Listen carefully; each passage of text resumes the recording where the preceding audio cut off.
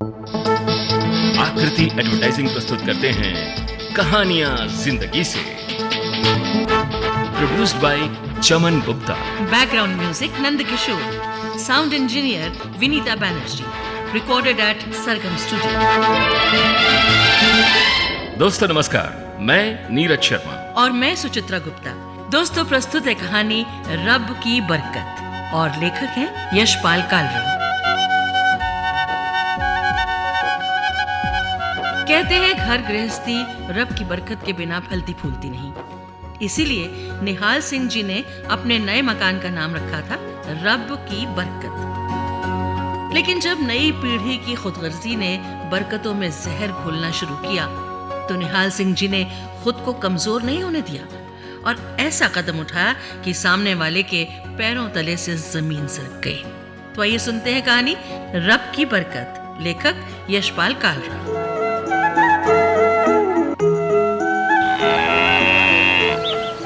अचानक भैंस के रंभाने की आवाज आई तो निहाल सिंह झटपट छत से उतरे और तबेले में जा पहुंचे। देखा कि जीवनी दरवाजे की ओर टकटकी लगाए बैठी है।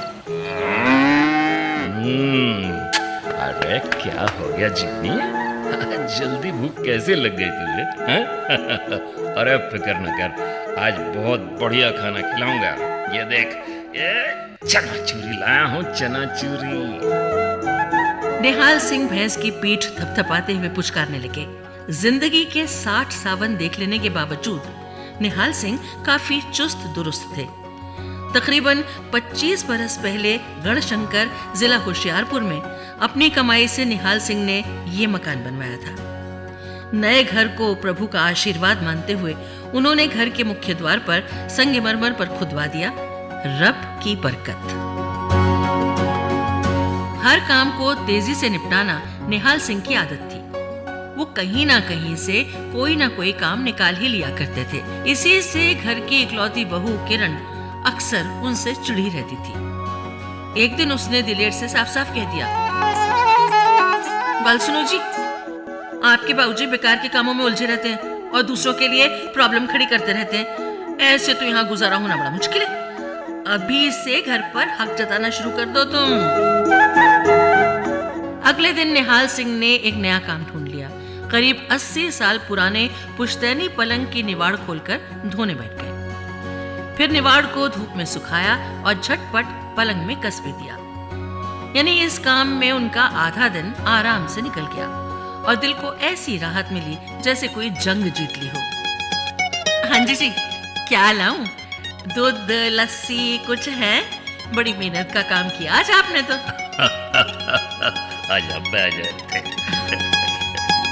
गुरनाम कौर ने हंसते हुए कहा तो निहाल सिंह ने उसका हाथ पकड़कर अपने पास बैठा लिया।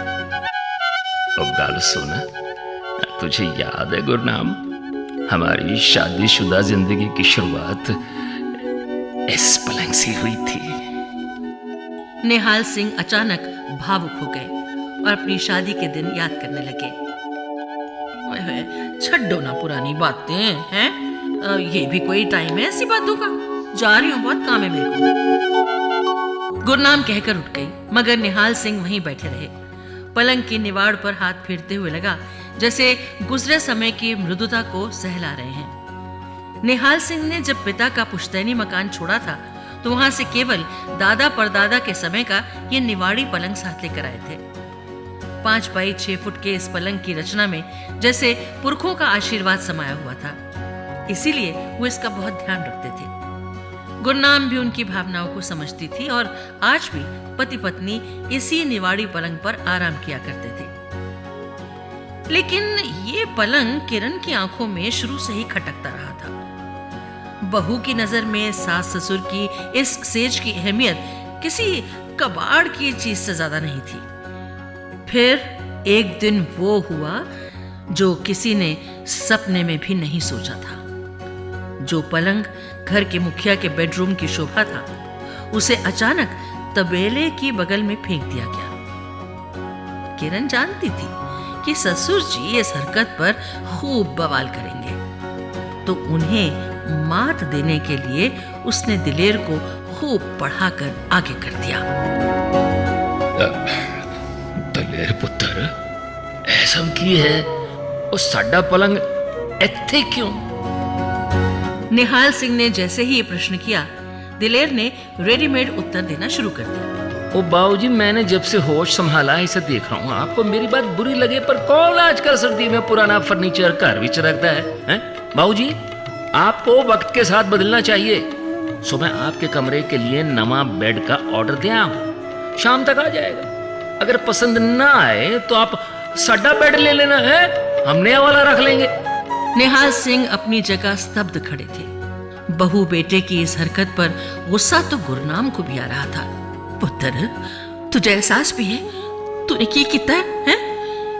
एक बार पुत्र बाबूजी से पूछ तो लेता। पता है ना तेरे को इन्हें इस पलंग से कितना लगाव है। गुरनाम कौर की आवाज जैसे घुट रही थी, लेकिन दिलेर के पास आज हर सवाल का जवाब था। वो पता है बीजी, तभी तो इसे घर के बाहर कूड़े में नहीं फेंका, यहाँ तबेले के साथ पड़ा रहेगा है? जीवनी का चारा पानी करते हुए बाबूजी थक जाएं तो यहीं बैठ सकते हैं ना। नए बेड पर पूरे 20,000 का खर्चा कर रहा हूं। आपको तो बेटे की दिलदारी की तारीफ करनी चाहिए। दिलेर ने कहा और मूंछों को ताव देते हुए वहां से चला गया। जिस पलंग को औलाद ने कबाड़ करार दे दिया था, उसी में माँ बाप की जान बसती थी। मुख्य द्वार पर लिखे शब्दों रब की बरकत पर धूल जम चुकी थी। रात होते ही पड़ोस के घर से गाने की आवाजें आने लगी। गुरनाम कौर की सहेली के घर गौन बिठाए गए थे। पंजाबियों में शादी के मौके पर गौन बिठाने की परंपरा है। गौन मतलब गीत संगीत डांस वगैरह। गुरनाम और किरण गौन में गई हुई थी।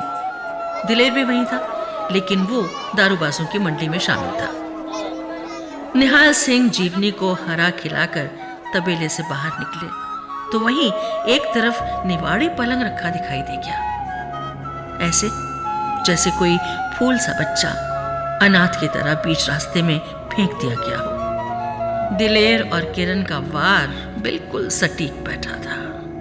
उनके कमरे में नया बेड लग चुका था और पुराने वाला सास ससुर के कमरे में शिफ्ट हो गया था। निहाल सिंह की आंखें भीग आईं तो जीवनी ने रंभाकर हरा खाना छोड़ दिया। शायद उसे भी अपने मालिक के दर्द का पूरा एहसास था। निहाल सिंह निवाड़ी पलंग पर बैठ गए। उसके पाए आज भी बेहद पुख्ता थे।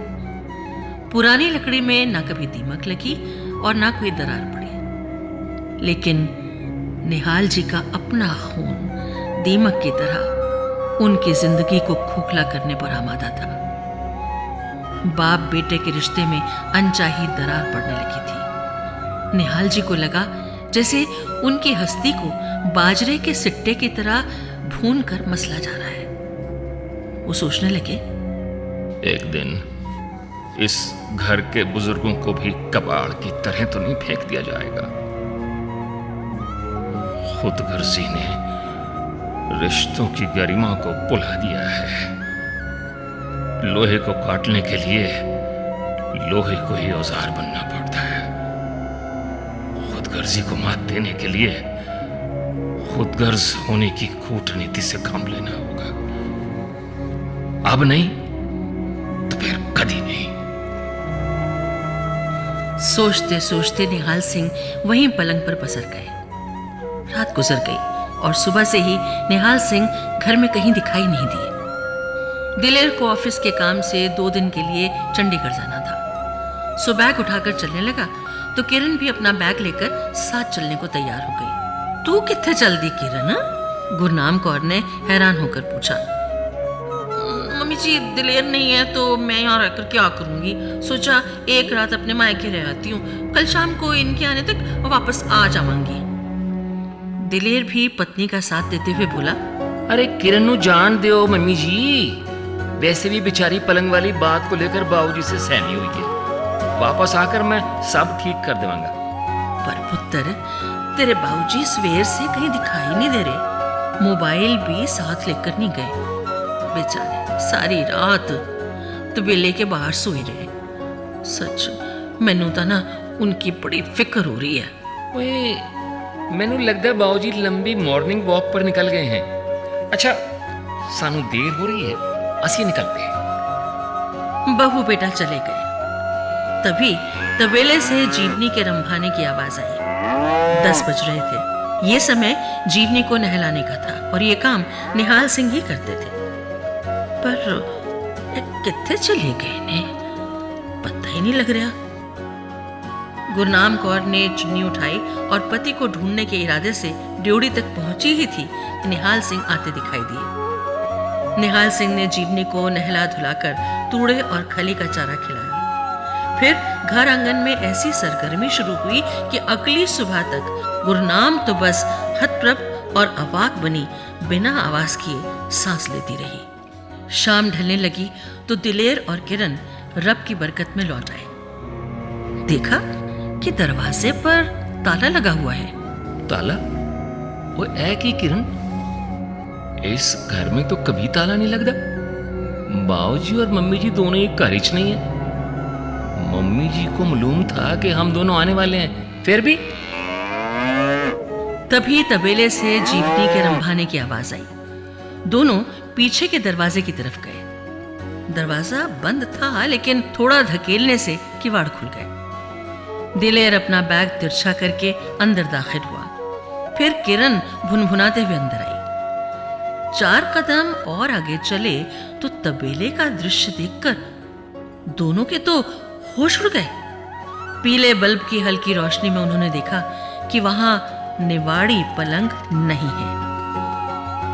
तबेले में एक तरफ जीवनी बैठी जुगाली कर रही थी तो दूसरी तरफ तिरपाल से ढका कुछ सामान पड़ा था।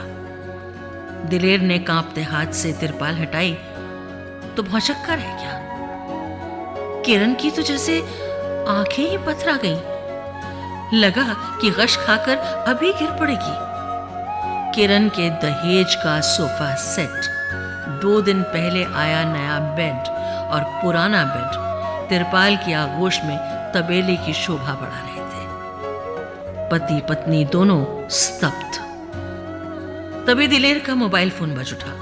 हेलो दिलेर पुत्र। दूसरी तरफ से निहाल सिंह जी की आवाज आई। ओ बेटा, ऐसा है कि हम एक दिन के लिए अमृतसर आए हैं, दरबार साहब में सुख शांति की अरदास करने। कल वापस आएंगे।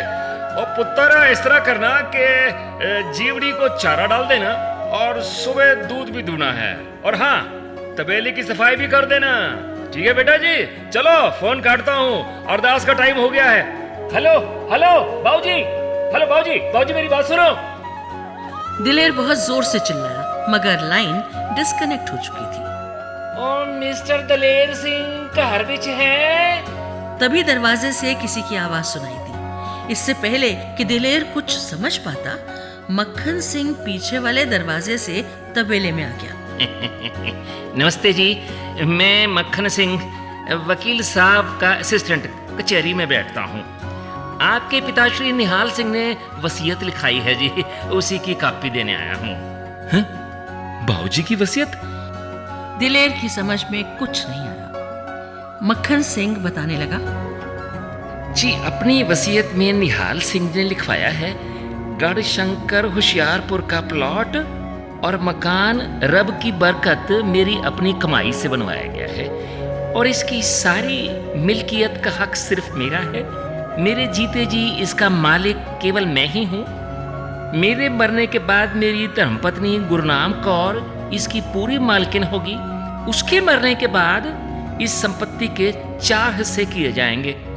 एक हिस्सा गुरु घर की सेवा के लिए, दूसरा हिस्सा अनाथ आश्रम में दान के लिए, तीसरा हिस्सा मेरी बेटी के लिए, और चौथा हिस्सा मेरे बेटे दलेर सिंह के लिए होगा। अगर दलेर सिंह मेरे साथ इस संपत्ति में रहना चाहता है तो तबेले में रह सकता है। अगर उसे इसमें एतराज हो तो दलेर सिंह अपने रहने के लिए कोई और इंतजाम करने के लिए स्वतंत्र है। मक्खन सिंह चुप हो गया। किरण अपना सिर पकड़े बैठी थी। दिलेर अपनी जगह बेसुध खड़ा था। उसने कभी सोचा भी नहीं था कि जिस घर पर वो अपना जन्मजात हक समझता रहा, उसी संपत्ति पर पिता की मर्जी के बिना उसका तिल मात्र का भी हक नहीं बनता। मक्खन सिंह जा चुका था। जीवनी ने रंभाकर खाने का वक्त होने का इशारा किया। अचानक बादल गरजे और बरसात होने लगी। मुख्य द्वार पर लगा संगमरमर फिर से चमकने लगा था। अब उस पर से धूल हट गई थी। दोस्तों, आपने सुनी आकृति एडवर्टाइजिंग द्वारा प्रस्तुत कहानी रब की बरकत। उम्मीद करते हैं आपको हमारी कहानी जरूर पसंद आई होगी।